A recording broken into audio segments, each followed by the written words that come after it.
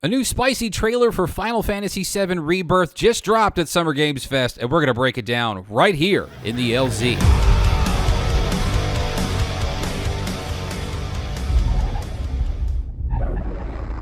My fellow travelers, Final Fantasy fans are eating good in the month of June in the year of 2023, and it's not going to stop in the year of 2024 when Part 2 of Final Fantasy VII Remake will be launching with the title Rebirth. And we're going to break down today's trailer and discuss some of the finer points without hopefully spoiling the remake, or at least the first part of the remake trilogy. But if you haven't played Final Fantasy VII Remake for PS4 yet, I would highly advise you do so before you watch this kind of breakdown, because it'll be a little bit juicy.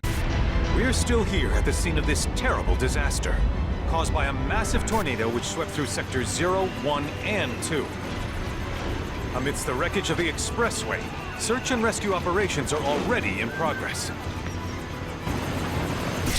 Now, the trailer opens up with a big plume of smoke over the city of Midgar, and we begin to see our main characters being carted off in what looks like gurneys, and we kind of don't know why, because honestly, this is a little bit weird. The previous game did not end in this fashion. They mention a big tornado, which is really what happened, the big cyclone of whispers taking over Midgar's main tower, but I don't recall it leaving this much damage in the middle of the city of Midgar. And honestly, and not to spoil the ending too much, but I do know that our main characters were not being carted off on stretchers at the end of the first game. So I'm a little confused by this, and I'm wondering if maybe this has something to do with a possible revisit to Midgar later in the story, because there is quite a significant event that happens at Midgar City later on in the game that we might potentially see towards the end of the game.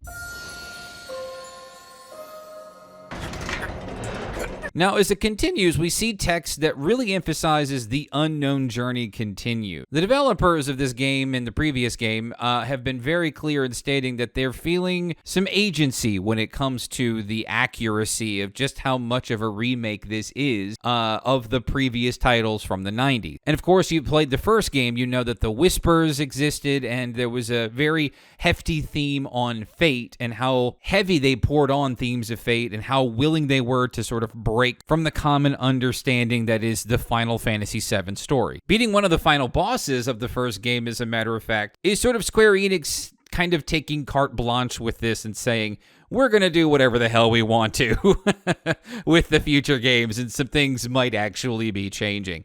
And so this text continues to re-emphasize that. I know I'm spending a lot of time talking about this particular text, but it's pretty much a sort of a warning shot that's saying it. Don't go into playing this game hoping that the exact same thing happen in the remake as they did in the 90s game.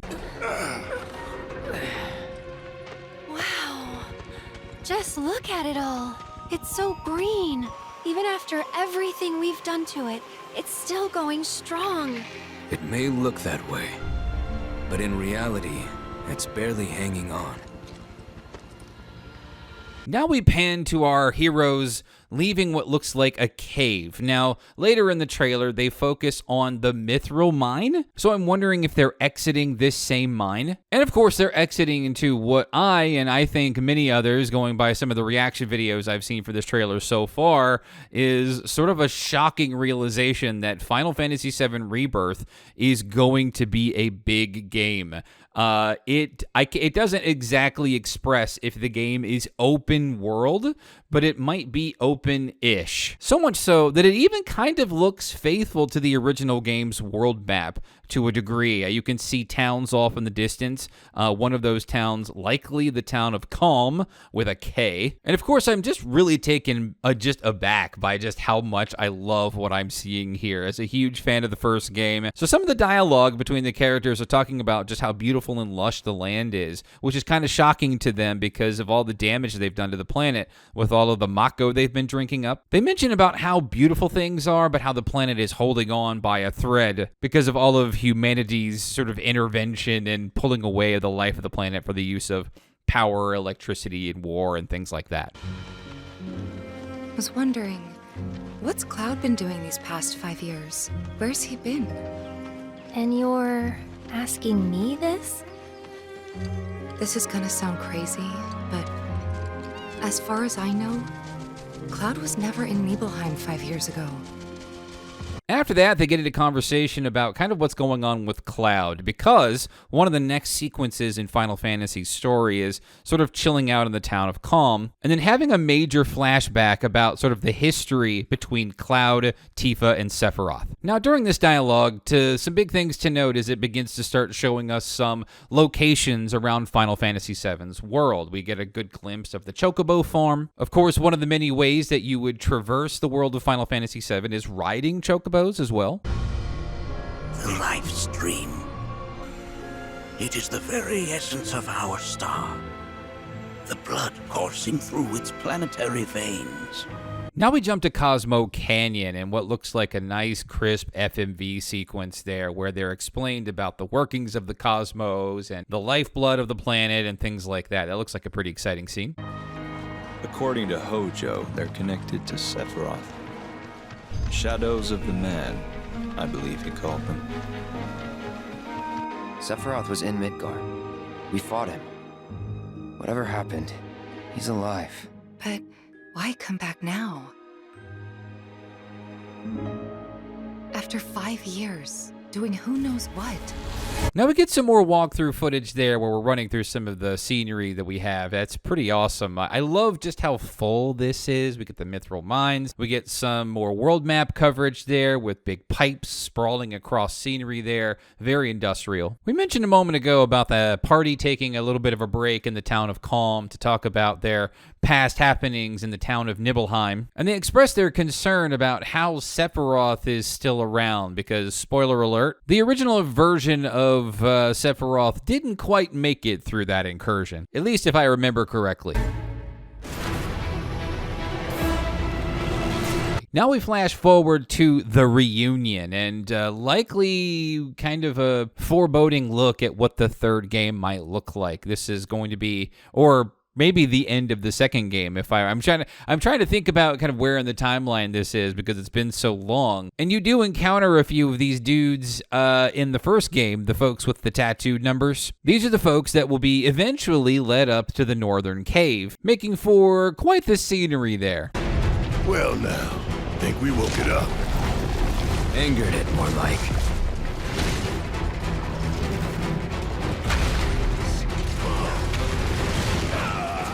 Now the trailer begins to really spice it up. Here we see what looks like the Mithril Mine and the boss of that Mithril Mine, and we get sort of a really good bite at the combat of the game. And some of the things that you will see if you've played a lot of the first game, some of the big differences is there seems to be a lot of team play here, where kind of like Chrono Trigger in a way, where you could have party members sort of working together in combat to do different combos and magics and things like that. It looks pretty exciting, and you see a lot of it in the trailer too. Feast your eyes on the Turk's latest and greatest, Elena.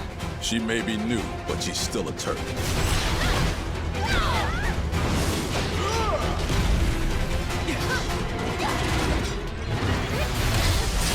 Here we're introduced to the new Turk, Elena, who is kind of, in the first game, way back in the 90s, kind of jokingly referred to as sort of like the green horn of the group. Turks, of course, the sort of Shinra special forces that are kind of like the first go-to mercenaries for them to do all the bad stuff, like dropping plates on entire slums.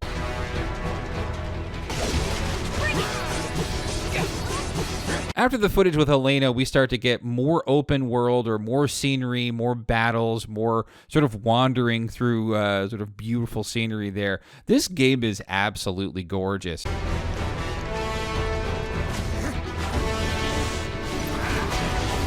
And then I want to pause it here for a second because I had to play through the trailer a few times and remember what I was looking at here. Not only are we looking at the city of Junon Harbor here, but if you miss it in the first footage and you don't quite get it, right before the giant cannon that's jutting out over the ocean, you can see Final Fantasy VII's airship called the Highwind. And honestly, I didn't think they would introduce it that early, but the backdrop of Junon Harbor is just phenomenal.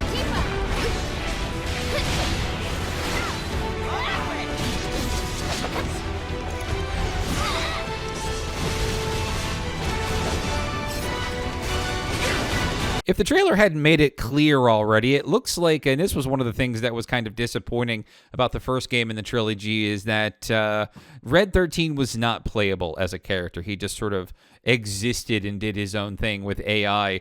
I don't know why that is. I felt like that probably was more work to program. I'm not a developer, but they are definitely playable here, as well as Yuffie, who actually was more of a sort of a secret character, I think, in the first game back in the 90s. What the? Keep her away from me! They say she's a monster, that she can peer inside you, into the very depths of your soul, that she can become those you hate, those you fear, those you love. Now, after all this beautiful footage of combat and characters throwing around the screen with Junon Harbor as a background, we look like, or at least we show a sort of a dark scene with Yuffie running away and Sephiroth is having some dialogue. It looks like it might be a reactor. For some reason, I'm having trouble placing this in my mind exactly where in the story this is, or if this is even in the original story at all. And then, of course, you get more battle scenes with Jenova. Jenova is the sort of cosmic being that you will fight several times through the story of Final Fantasy VII. Now, not to get too spoilery here about this, what looks like Cloud saying reunion and dressed in one of the robes that some of those catatonic dudes did in the first game of the trilogy. You murdered my dad! You burned my village! You know that I killed her. So, who is she? And then finally, a scene from the very first game in the 90s where the flashback that your party has while you're visiting Calm, having a rest there. The scene looks to be playing out exactly like it did in the PlayStation release back in the day. And that last line where Sephiroth mentions that he kills young Tifa, or this might be an out-of-context quote from another part of the game that we're not quite realizing here yet. Or this might just be one of the ways that they're changing up the story for Final Fantasy VII Rebirth versus the original PSX release. And then finally we get the logo and the release date, which is the early part of 2024. Honestly, I did not think we were going to be getting this game that quick. So I'm happy that we've got a quicker turnaround to the second game of the Final Fantasy VII Remake. If this was helpful to your breakdown experience, and if you're excited for Final Fantasy VII Rebirth, comment below, and please subscribe. See you in the next one here in the LZ.